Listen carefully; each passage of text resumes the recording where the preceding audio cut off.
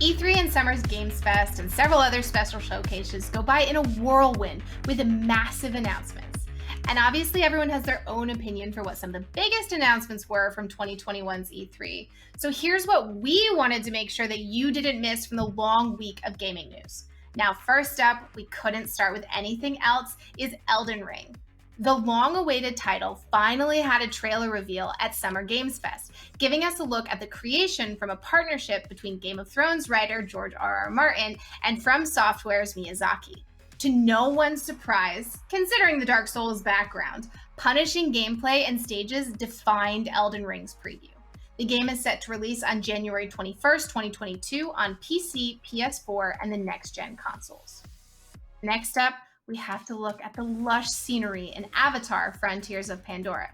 Now, we may not have a second Avatar movie yet, but it looks like we are getting to explore a new region of Pandora in the upcoming title from Ubisoft and Massive Entertainment. The game will be a first-person, open-world action-adventure game that releases on PC and next-gen consoles in 2022. If we leave single-player land for now, we have to talk about the Halo Infinite multiplayer. 343 showed us a new surprise from the long-anticipated Halo Infinite. We're getting a free-to-play multiplayer! I know I said that twice. The game will have purchasable battle passes that never expire, allowing players who join the game late to still access early-on rewards. Instead of loot boxes, 343 will instead focus on armor, weapon, and vehicle customizations, while new players to the game also have the chance to learn all about the world of Halo through an Academy mode. A technical preview will be available later this summer, with the full game launching on PC and Xbox in the fall. Now, normally I might attempt some kind of cheesy pirate joke here, but the upcoming Sea of Thieves is just too cool to do that. So we won't dive, okay, maybe one pun, into this one too much because we have another video all about Rare's announcement, but essentially we're getting Jack Sparrow from Pirates of the Caribbean with his own origin story within Sea of Thieves. That's right, more Disney in our video games. This will drop June 22nd as a free update for anyone who owns or buys the game.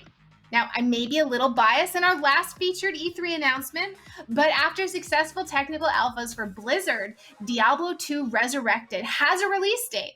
Fans of the Diablo franchise can get their jawbone caps and their severed heads ready for the remastered version of the classic Diablo 2, coming out on PC and consoles September 23rd. Plus, anyone who pre-orders the game has a chance to hop into the beta in August and play the game earlier. Now, we can't go through every single trailer as much as I would love to, but some honorable mentions for the big news. Speculation around Nintendo's showcase have us asking if Zelda might be the main character in her own game. Back 4 Blood's release date has been officially set for October 12th, 2021.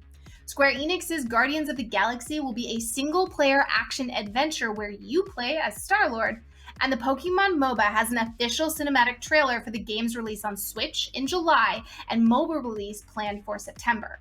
There are dozens of other huge announcements from E3 week, so let us know in the comments which games you are most excited about and what would make your top 5 list.